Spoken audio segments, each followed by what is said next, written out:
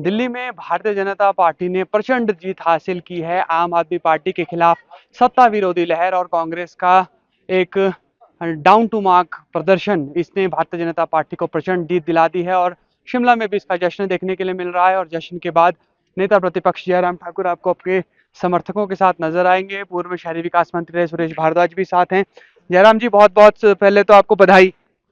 जी धन्यवाद। Thank you very much. Thank तो you. अब क्या लग रहा है ये कि आम आदमी पार्टी के खिलाफ सत्ता विरोधी लहर थी, या कांग्रेस का खराब प्रदर्शन था, या भाजपा और प्रधानमंत्री नरेंद्र मोदी पर विश्वास लोगों का? देखिए, नरेंद्र मोदी जी पर पूरे देश के लोगों का भरोसा है, विश्वास है।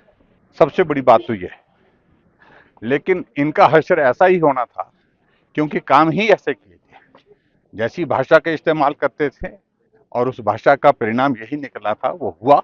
केजरीवाल खुद चुनाव हार गए। हमको उम्मीद थी कि केजरीवाल को चुनाव आयोग पर सवाल खड़े करेंगे या ईवीएम पर खड़े करेंगे सवाल, लेकिन वो तो विनम्रता पूर्वक स्वीकार कर रहे हैं इस हार को इस बार। नहीं, देखिए, आखिरकार अब उनको होश आया है। पहले होश में नहीं थे वो। और मैं यही कहूंगा कि अब उनके पास कोई रास्ता भी नहीं है और कह रहे हैं कि अब विपक्ष की भूमिका निभाएंगे, तो और क्या करेंगे, वही करना होगा उनको। और वो तो विपक्ष के नेता भी नहीं बन सकते, वो तो विधायक दल का हिस्सा ही नहीं अब। और मुझे लगता है कि आने वाले समय में वो पार्टी का भी हिस्सा नहीं रहेंगे, उसके ही साथी जो पार्टी से बाहर निकाल देंगे। सर, अलका लांबा जो यहाँ पर हिमाचल प्रदेश में भी चुनाव प्रचार में उतरी, खूब गारंटियां दी, महिलाओं को लेकर भी उन्होंने बड़े बड़े वादे किए, उनकी भी चुनाव में बहुत बुरी स्थिति हुई, तो इसको लेकर आप क्या कहेंगे?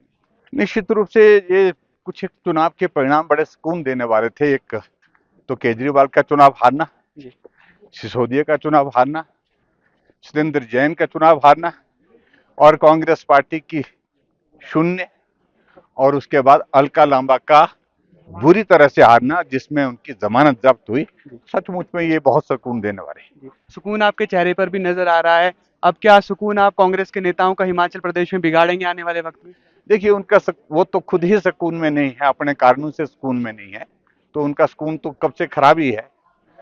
तो इसलिए मुझे नहीं लगता है कि आने वाले समय में अच्छा वक्त रहेगा उनके लिए। जयराम जी, अपनी वक्त दिए धन्यवाद। Thank you very much. पूर्व मुख्यमंत्री और मौजूदा वक्त में नेता प्रतिपक्ष जयराम ठाकुर के साथ आपने एक खास बातचीत सुनी। और दिल्ली में भारतीय जनता पार्टी का एक लंबा सूखा खत्म हुआ है। करीब 2.5 दशक से ज्यादा का सूखा, सियासी सूखा जो भारतीय जनता पार्टी के लिए चल रहा था, इस बार भाजपा सफल हुई, क्योंकि आम आदमी पार्टी के खिलाफ करीब 10 से 12 साल की सत्ता विरोधी लहर और इसके अलावा कांग्रेस का प्रदर्शन जो खासा खराब रहा, और कांग्रेस इस बार भी 0 सीट ही लेकर विधानसभा में आ सकी है। और इसका फायदा सीधे तौर पर भारतीय जनता पार्टी को मिला है।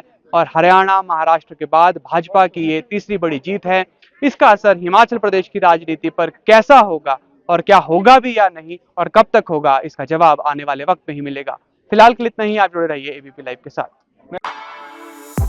For exclusive and insightful videos, subscribe to our new channel ABP Live Premium.